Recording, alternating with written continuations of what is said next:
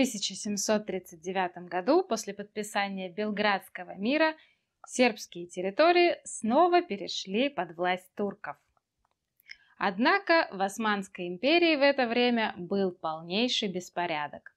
Там царили междоусобная борьба и казнократство. Наместники султана распоряжались армией и подчиненным им населением, как им хотелось. Янычары, то есть пехотинцы османской армии, стремились стать землевладельцами-феодалами. Они отличались особой жестокостью по отношению к подчиненному крестьянскому населению, к числу которых как раз принадлежали сербы. Кстати, среди янычар тоже нередко встречались сербы, принявшие мусульманство. В общем, положение сербов в Османской империи значительно ухудшилось. Это привело к восстанию 15 февраля 1804 года, которое возглавил Караджорджа, то есть в переводе «Черный Георгий». В русских источниках его обычно называют Карагеоргий, но мы будем использовать оригинальное имя. Итак, восстание длилось почти 10 лет, и в нем обычно выделяют несколько этапов. В течение первого этапа, это зима-весна 1804 года, сербы воевали не с султаном, а с его изменниками и пользовались поддержкой султана. Сербы требовали изгнания янычар и возвращения своих прежних привилегий. Однако на первом этапе эти цели не были достигнуты, и восстание развивалось дальше. На втором этапе, это 1804-1807 год, сербы боролись уже против султана. Восстание переросло во всенародную вооруженную борьбу. Сербы уже борются за широкую политическую автономию. Они хотят сами собирать дань и отправлять ее султану, а также охранять границу. Также сербы требуют права избрания своих старейшин и князей, а турецких чиновников они просят покинуть территорию. На втором этапе восстания сербами была сформирована и своя администрация, суды и органы высшей власти, которые подчинялись региональным руководителям воеводам. А верховным предводителем был Караджорджа. Также появился правительствующий совет народа сербского, который функционировал на протяжении всего восстания. В 1806 году сербы и турки уже было почти пришли к соглашению, но в конце года в войну с Турцией вступает Россия. Сербы отказываются от переговоров с турками и вступают в союзничество с Российской империей.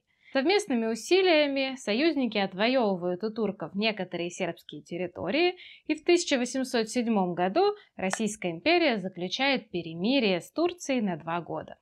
В течение этого времени сербы находятся под защитой и покровительством России.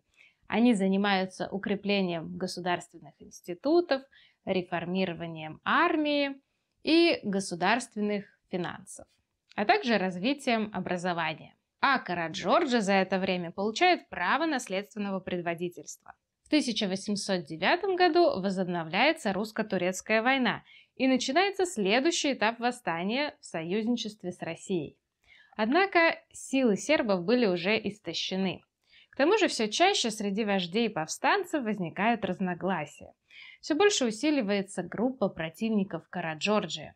Представитель русского командования постоянно вмешивается во внутрисербские дела, и поэтому Караджорджа подумывает о том, чтобы обратиться за помощью к Австрии или Наполеону. В 1812 году, после начала войны с Наполеоном, Россия заключает с Турцией Бухарестский мирный договор.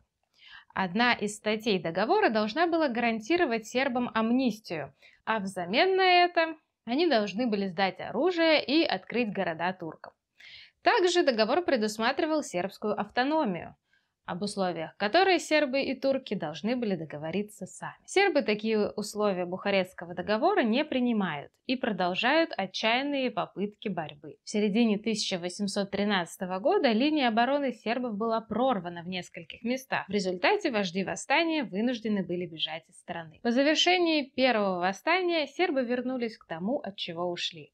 Была восстановлена турецкая администрация, имущество возвращено туркам, подати возросли, а насилие продолжалось. 23 апреля 1815 года начинается новое восстание под предводительством Милоша Обреновича, участника первого восстания. В августе с турками было заключено устное соглашение, которое удовлетворяло часть сербских требований. На протяжении 15 лет Милош Обренович вел переговоры с Портой, то есть турецким правительством. Таким образом, он добивался расширения своих полномочий и влияния. В 1830 году султан издал указ, по которому Сербия получала международно признанную автономию, а Милош получал право передачи княжеского титула по наследству. Таким образом, два крестьянина, вожди сербских восстаний, Караджорджа и Милош Обренович, стали родоначальниками двух крестьянских династий на сербском престоле. Милош Обренович установил режим неограниченной личной власти. Он был безжалостен к непокорным и жестоко расправлялся со всеми противниками.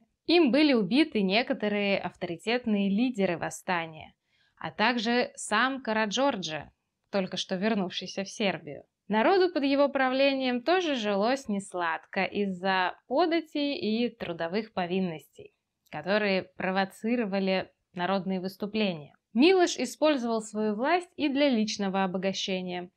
Например, им была установлена монополия на торговлю. Одновременно Милош вытеснял турок из центров сербских территорий. Милош Обренович вел очень хитрую и двоякую политику. С одной стороны, он укреплял свою власть на сербских территориях и в то же время всячески показывал султану, что он его верный помощник и слуга. В результате такой хитрой политики Сербия получила желаемую автономию, свободу вероисповедания, право на собственную администрацию, собственную армию и учреждения, больницы, типографии, почту, независимый суд.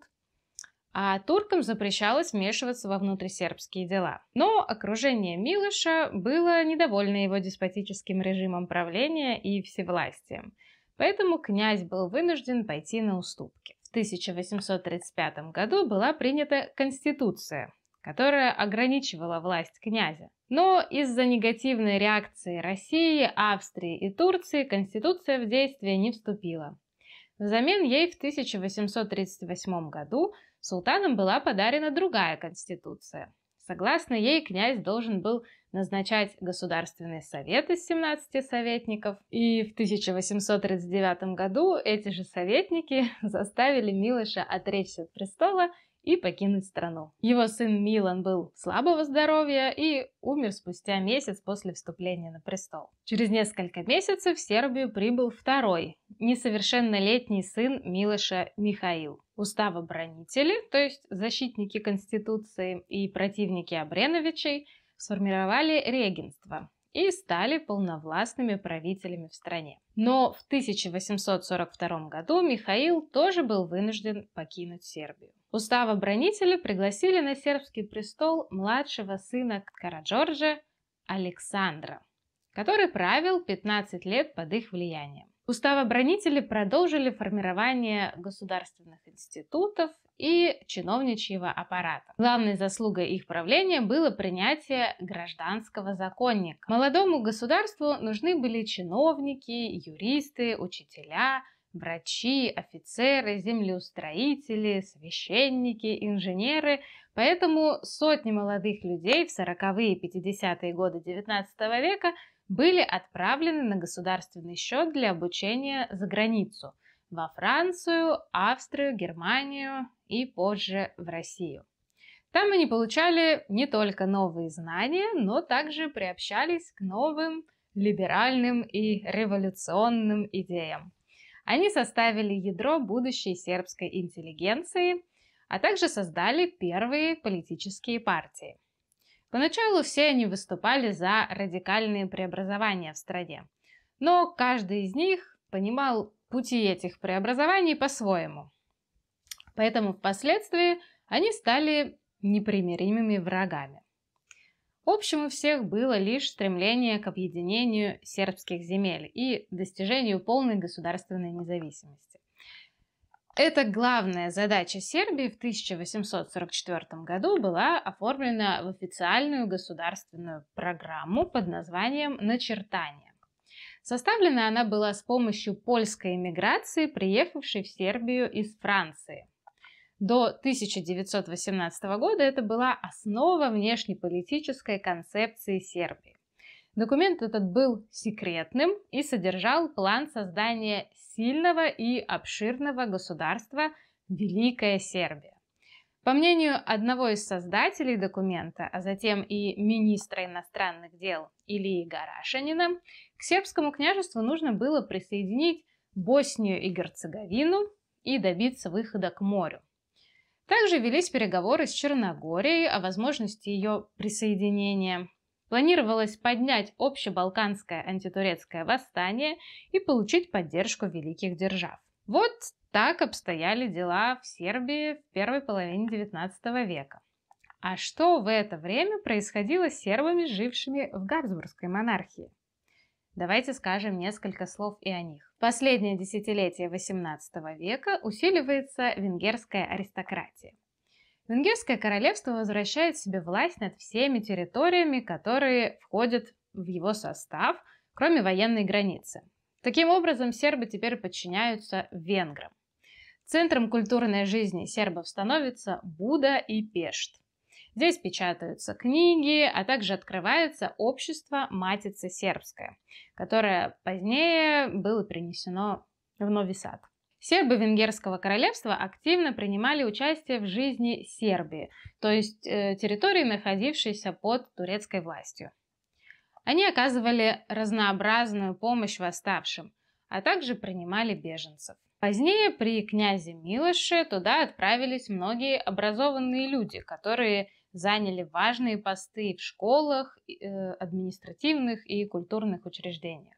Венгерские власти всеми силами пытались превратить Венгерское королевство в национальное государство венгров. С 1830 года венгерский язык получил статус официального.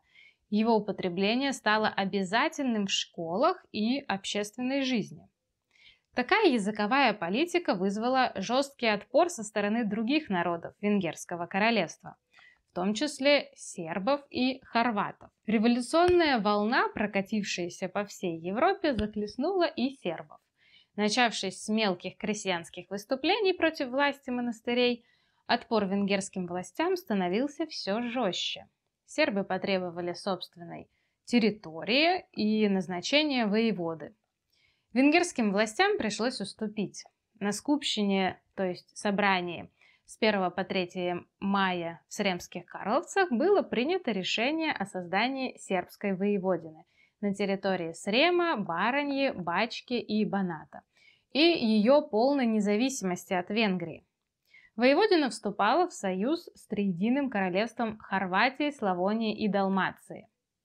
Полковник Стефан Шупликац, находившийся в это время в Италии, провозглашался воеводой, а митрополит Раечич был избран патриархом. Было также сформировано правительство, главный комитет, которое возглавил офицер в отставке Джорджа Стратимирович. А местные народные комитеты заменили венгерские и австрийские органы управления. Но императорские власти не признали решение Майской скупщины, а венгерское правительство в ответ начало боевые действия против воеводинских сербов. В июне 1848 года началась сербско-венгерская война. В декабре 1848 года венское правительство все-таки признало решение Майской скупщины. 18 ноября 1849 года император издал указ о создании отдельной территориальной единицы воеводства Сербия и Тамишский Банат.